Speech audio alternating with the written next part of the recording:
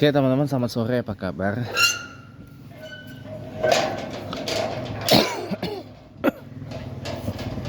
Sore ini di Chatterbox tanggal 23 September 2025 ya. Kita bakal bahas lagi yang tadi teman-teman, tapi dengan versi yang lebih dalam ya. Yang judul, kalau teman-teman belum nonton silakan nonton dulu. Yang judul Bu Mariam.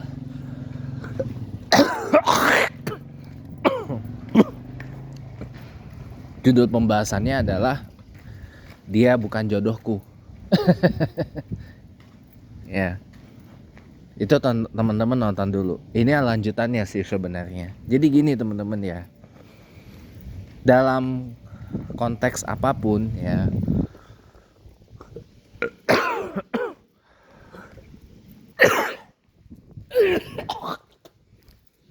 Pasti ada yang namanya mix and match. Ada yang namanya perpaduan dan perjodohan. Ya kan?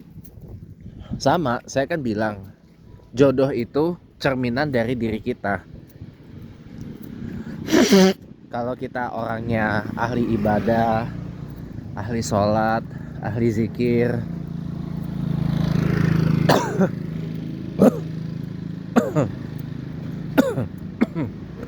ahli saum, ahli puasa, ahli saum, ahli zakah, ahli zakat, ahli infak, ahli sedekah, ahli apa? Ahli silaturahim, ahli apa? ahli infak, ahli sedekah. Ya kita pasti akan berjodoh dengan orang yang seperti itu. Kenapa? Karena gak ada satupun di muka bumi ini orang berjodoh dengan yang bukan seperti dia. Maaf kata nih, anaknya miliuner pasti akan berjodoh dengan anaknya miliuner. Anaknya multimilioner pasti akan berjodoh dengan anak multimilioner. Gak mungkin banget anaknya multimilioner berjodoh dengan anak miliuner biasa. Enggak. Pasti jodohnya adalah anak multimilioner. Walaupun tidak selamanya begitu, tapi lazimnya seperti itu. Nah sama teman-teman, kita nih, maaf kata nih, kita jodohnya, kita nih ibaratnya orang kalau salat ya kan, dengar suara azan, Allahu Akbar, Allahu Akbar, Allahu Akbar, Allahu Akbar, Asyhadu an la ilaha illallah, Asyhadu an la ilaha illallah. Itu kita masih berbukis-bukis dengan perkara-perkara keduniaan gitu ya. Dan kita jodohnya juga pasti akan kayak gitu. Ketika dengar azan pasti berbukis-bukis atau bersibuk-sibuk dengan perkara dunia. Karena itu cerminan diri kita. Tapi kalau kita nih begitu dengar azan ya, Allahu Akbar, Allahu Akbar, Allahu Akbar, Allahu Akbar, Asyhadu an la ilaha illallah, Asyhadu an la ilaha illallah, Asyhadu anna Muhammadar Rasulullah, Asyhadu anna Muhammadar Rasulullah, hayya 'alas shalah. Pasti kita gerak.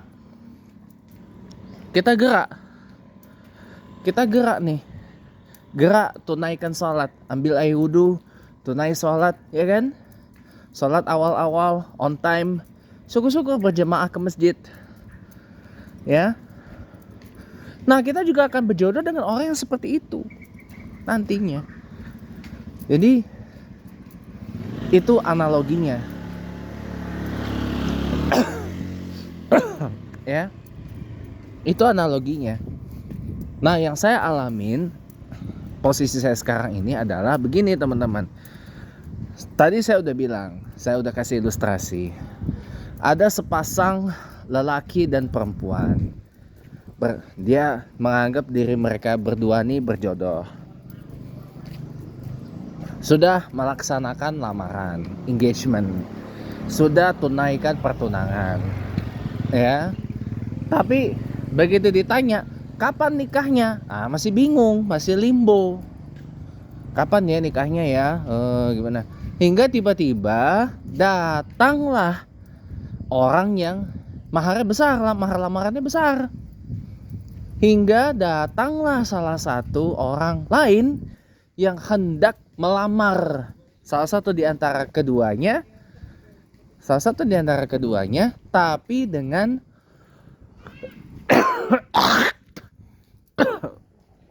mahar yang lebih kecil.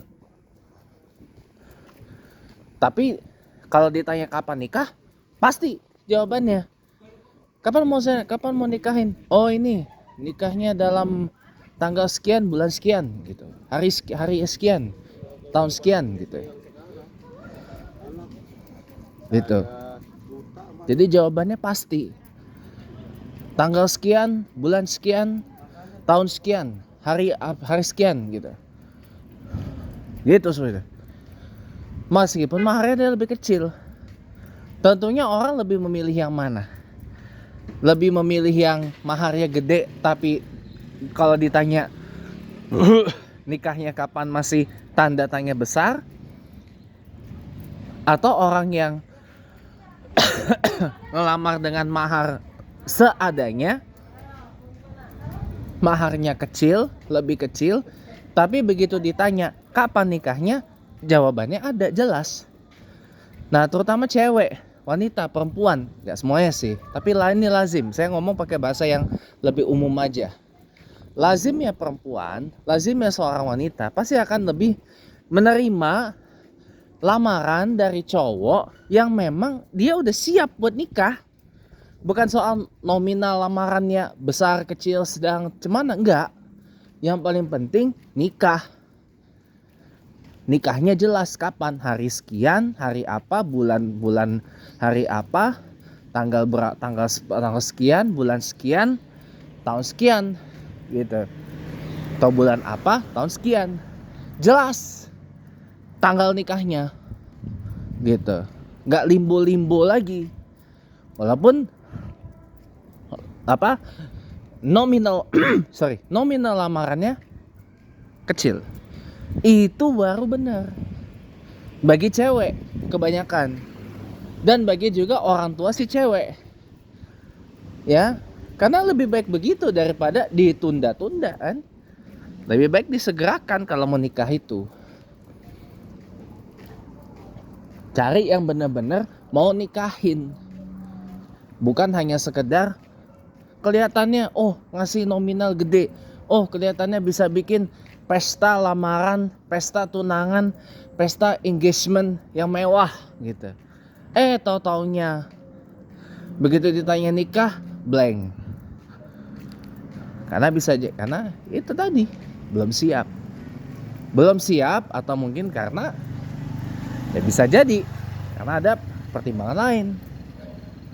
Kenapa si cowoknya ketika ditanya belum nikah, kenapa kamu nggak nikah, bla bla bla bla gitu. Itu. Jadi ya udah, si cewek akhirnya lebih memilih pinangan dari cowok yang siap buat nikahin dia.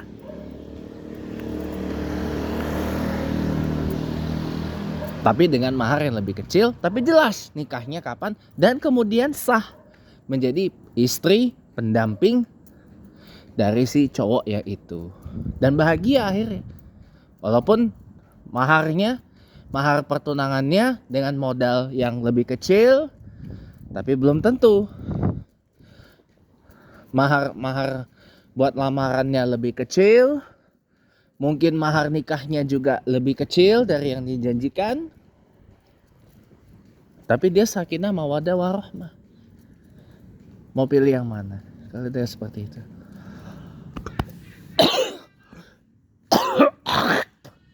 Alhamdulillah. Seperti itu teman-teman. Itu yang saya alami, teman-teman. Ibaratkan saya ini perempuan yang tadinya melamar.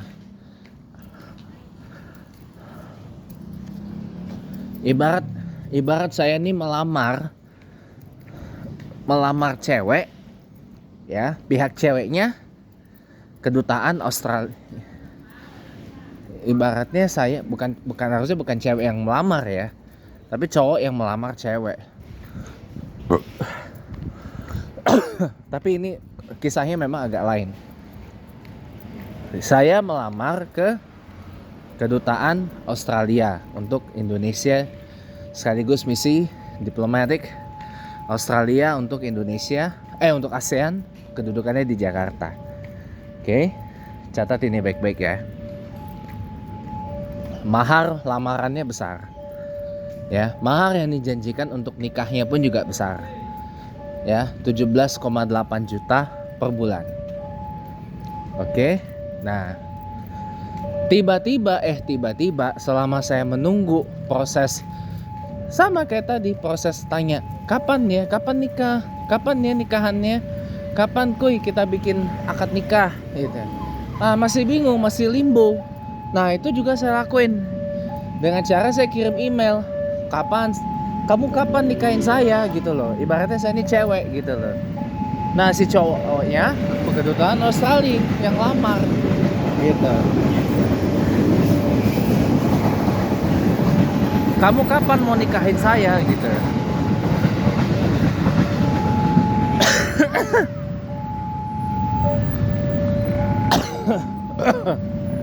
Ibaratnya nggak tahu neng kapan nikahinnya, ya tunggu aja abang punya uang, katanya kayak gitu. Tunggu aja mas punya uang mbak buat nikahin kamu.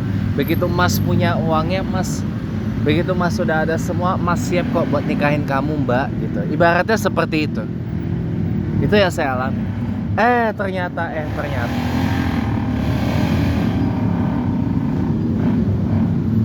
Ternyata datanglah si cowok lain. Ibaratnya saya cewek nih. Datanglah cowok lain mau lamar saya. Dengan janji pasti nikahin saya kapan, jelas harinya, tanggalnya, bulannya, tahunnya gitu. Walaupun dengan mahar yang lebih kecil. Mau gak mau saya harus mengikhlaskan yang itu pergi. Dan saya memilih menerima lamaran yang ini. Itulah mengapa saya menerima. Sebenarnya dicomblangin sama teman saya, lamaran untuk mengajar bahasa Inggris di SD Tunas Global Depok, yang meminta saya harus pindah ke Depok, ngekos di sana untuk alasan efisiensi waktu. Itulah kenapa saya terima.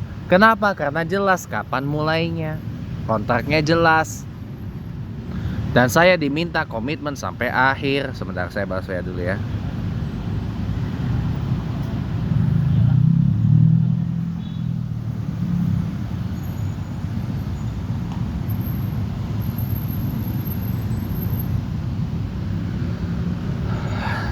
Itu teman-teman. Jadi kalau saya boleh bilang, ya seperti itu. Ya seperti itu teman-teman ya. Jadi apa ya, kalau saya boleh katakan dengan sangat apa adanya di sini, ya memang suka tidak suka, mau tidak mau, ya itulah teman-teman. Kalau kita memang belum berjodoh dengan pekerjaan itu, pasti memang gak akan berjodoh. Tapi kalau kitanya sudah berjodoh dengan pekerjaannya itu, pasti dia datang.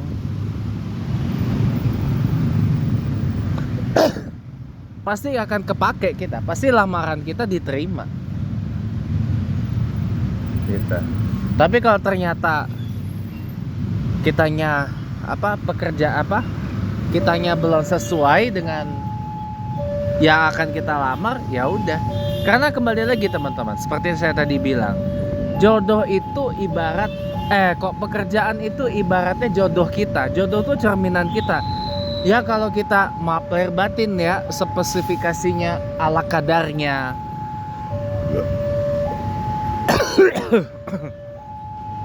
Spesifikasi diri kita ya apa adanya.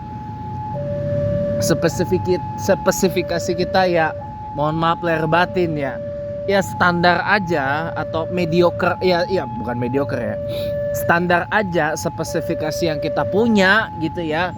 Ya kita berharap pekerjaan dengan maaf kata gajinya tinggi, salarinya tinggi, tunjangannya gede, tapi menuntut spesifikasi yang tinggi. Ya percuma.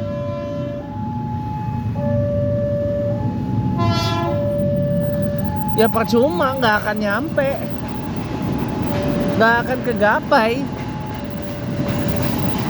kegapai kecuali satu. Kalau dalam konteks Indonesia, situ punya ordal bisa lah masuk. Tapi itu saya nggak apresiasi ya, nggak saya apresiasi itu namanya main curang, main sabun ya.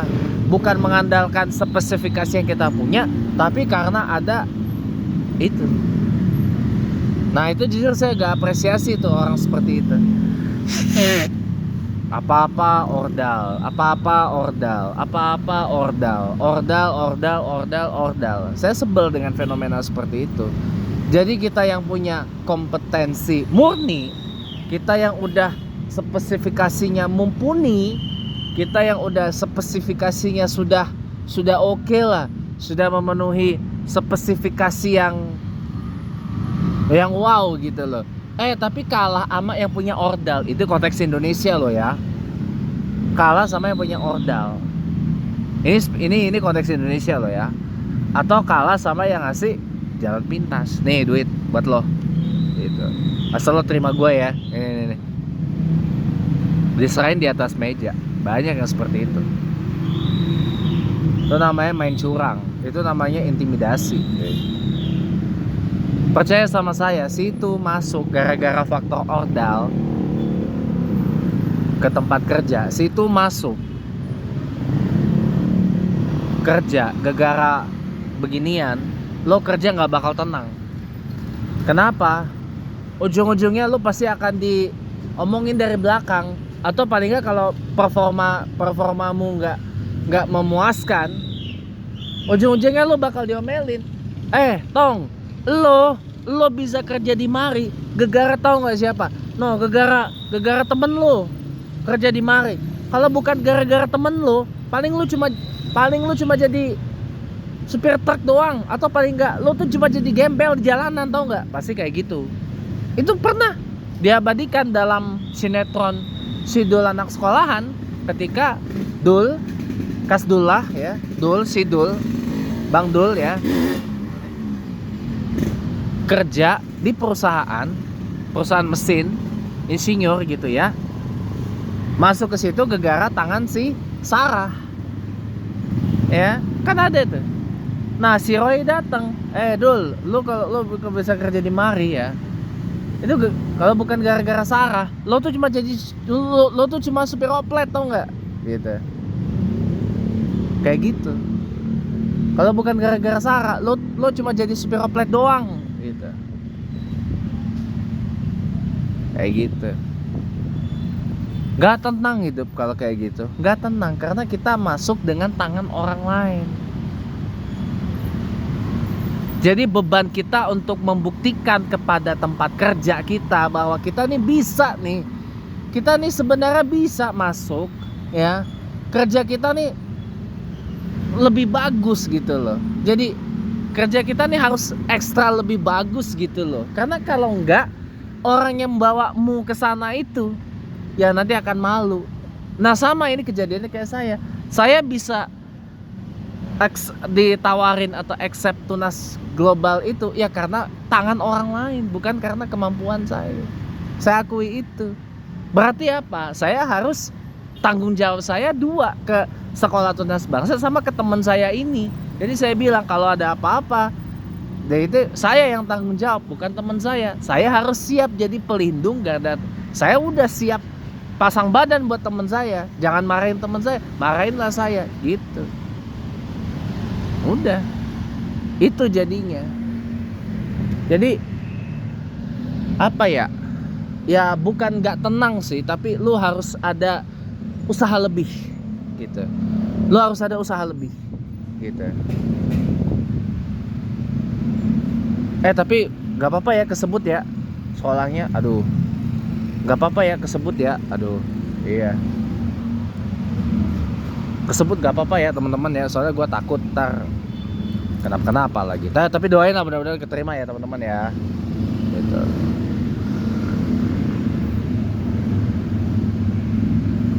Cuma tanggung jawabnya lebih jadinya, gitu.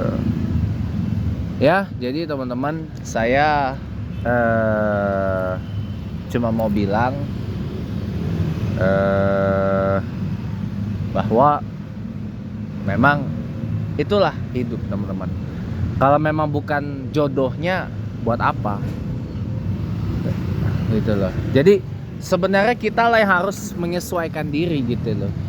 Contoh kerja nih, kalau kerjaannya menuntut spesifikasi yang tinggi, mau nggak mau ya kita harus upgrade spesifikasi kita ke spesifikasi yang tinggi. Contoh misalkan mau jadi apa gitu, misalkan saya nggak akan sebut ya, misalkan kita berharap untuk menjadi tenaga profesional tingkat tinggi, highly skilled profesional, atau expert skill profesional gitu, misalkan kita mau jadi expert skill profesional, ESP gitu ya. Ya tak, sendal siapa itu? Ini danger banget nih, benar ya teman-teman. Ini danger banget, sendal siapa itu? Singkirin dulu. Bahaya nih sendal. Tahu sendal bocah jatuh ini kayaknya. Dah tuh gua amanin dulu sini nih. Nah, jadi nggak terlalu bahaya juga. Kalau di jalan tadi bahaya. Oh ya, selesain dulu ya teman-teman ya. Anting dulu lah. Dah selesai, ini saya selesain ya teman-teman ya. Saya selesain aja deh. Udah mau masuk maghrib ya. Saya kalau lagi ngomong bikin story begini tuh asik gitu. Jadi maunya tuh diselesain gitu loh. Ya udah, ini saya selesain deh. Jadi teman-teman ya, ini kameranya saya agak ke kananin dulu ya. Ada cewek bukan mahram. Gitu. Jadi maaf kalau saya kameranya agak saya ke kananin dulu. Gitu. Jadi gitu teman-teman. Jadi saya kalau udah bikin storyline gitu, jadi semangat pengen nyelesain, tau gak? Jadi kawan-kawanku semua ya, jadi ke teman-teman semuanya, ibaratkan ini nih, kita pengen menjadi expert skilled profesional gitu loh. Jadi mau nggak mau ya kita harus upgrade menjadi expert di bidangnya. Kalau memang kita mau menjadi expert skill profesional gitu. Berharap kita pengen menjadi expert skill profesional atau tenaga ahli pakar ya, atau tenaga profesional tinggi ya, tenaga pakar profesional tinggi gitu ya. Tapi kalau spesifikasi kita masih ala kadarnya, ya maaf lahir batin gitu loh. Ya kembali lagi, kalau dalam konteks Indonesia mesti bergantung kepada faktor orang dalam gitu. Ya ini sebenarnya nggak ini ya, nggak saya apresiasi sebenarnya fenomena ordal ini, tapi ya itu yang terjadi teman-teman, itu hidup teman-teman ya. Jadi maaf kata, saya lebih mengapresiasi kalau teman-teman itu punya spesifikasi yang mumpuni, bisa masuk karena spesifikasi yang dipunya. Contoh kayak saya nih, saya lamar karena spesifikasi saya.